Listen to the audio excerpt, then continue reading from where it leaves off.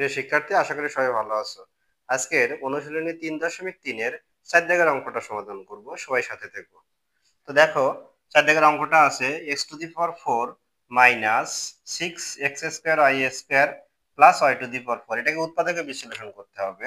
প্রথমে যে কাজটা করতে হবে সেটাকে সূত্র তৈরি করতে হবে। করার জন্য এই 4টাকে আমি ভাঙিয়ে দেব, 2 × 4। এই লাস্টেরটাকে ভাঙিয়ে দেব, 2 × 4। তাহলে এটা